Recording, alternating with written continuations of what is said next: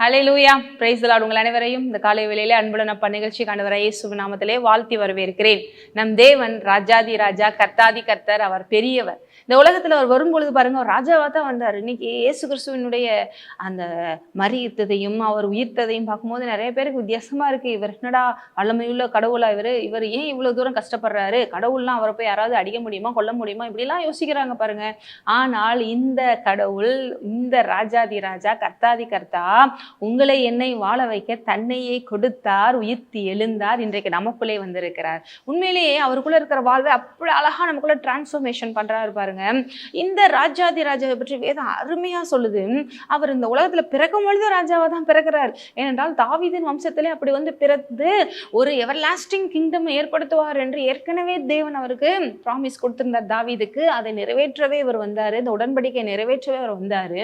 எல்லாத்துக்கும் மேல யூதாவின் ராஜா என்று அவர் மரிக்கும் பொழுது கூட பாருங்க, அவங்கள அறியாமலே அந்த இடத்துல போர்டு வைக்கிறாங்க. இது எல்லாம் சிம்பாலிக்கா அவரே ராஜாங்கிறத காமிக்குது. மேலும் வசனத்துல பாத்தீங்கன்னா நிறைய வசனங்கள் இருக்கு. ஒரு வசனத்தை உங்களுக்கு வாசிக்க விரும்புறேன். ரெவலேஷன், அதாவது வெளிப்படுத்தின விசேஷத்துல 19:16 பாருங்க. இன்றைக்கும் அவர் ராஜாவா தான் இருக்கிறார், மரித்து உயிர்த்து. 19:16 உங்களுக்கு அழகா அது காமிக்குது பாருங்க. ரெவலேஷன்ல 16 என்ன சொல்லுது பாருங்க. ராஜாதி ராஜா, கர்த்தாதி கர்த்தா என்னும் நாமம் அவருடைய வஸ்திரத்தின் மேலும் அவருடைய தொடையின் மேலும் எழுதப்பட்டிருந்தது. ஒரு வஸ்திரத்தின் மேல ஒரு அழகான ஒரு நேம் பொறிச்சிருக்கிறாங்க, ராஜாதி ராஜா, கர்த்தாதி கர்த்தர். இன்றைக்கு இயேசு மரித்து உயிர்த்து பரலோகத்திலும் இதே ஸ்தானத்துல அழகா வீற்றிருக்கிறாரு. ஏனென்றால் ஒரே ஒரு தரம் தான் நமக்காக அவர் சிலுவையில பாவமானார், சாபமானார், தாழ்த்தினார். ஆனால் இன்றைக்கு மறுபடியும் ராஜாதி ராஜாவா, கர்த்தாதி கர்த்தாவாக இருக்கிறார். அப்போ உங்களுடைய தேவன், என்னுடைய தேவன் ஒரு ராஜாதி ராஜா, கர்த்தாதி கர்த்தாங்கிறத மறந்துடாதீங்க. அப்ப நீங்க அவரோட பிள்ளைன்னா நீங்க ராஜா வீட்டு பிள்ளைங்கிறத மறந்துடாதீங்க. உங்களை என்னை ராஜாக்களா மாற்றும்படியே அந்த ராஜா அந்த உலகத்துல வந்தார். அந்த உலகத்துல இருக்கிற ராஜாக்கள்லாம் பாருங்க, அவங்களுக்கு பிடிச்சதை செய்யறதுக்கு, அவங்க நாட்டை காப்பாத்துறதுக்கு, ஆக்சுவலா அவங்க நாட்டை காப்பாத்துறதுக்குன்னு மட்டும் சொல்ல முடியாது, அவங்க இஷ்டத்துக்கு நடக்கிறதுக்கு என்னன்னாலும் பண்றாங்க. மேபி அவங்க நாட்டுக்குள்ளேயே பார்த்தீங்கன்னா அவங்க இஷ்டத்துக்கு என்னன்னாலும் பண்ணலாங்கிற அட்டூழியங்கள் பண்றாங்க, கொடூரங்கள் பண்றாங்க. அவங்க சுயத்தை மாத்திரமே அதிகமா நினைக்கிறாங்க. ஆனா இந்த ராஜா தன்னையே ஒப்பு கொடுத்து நம்மை காப்பாற்ற வந்த ராஜா.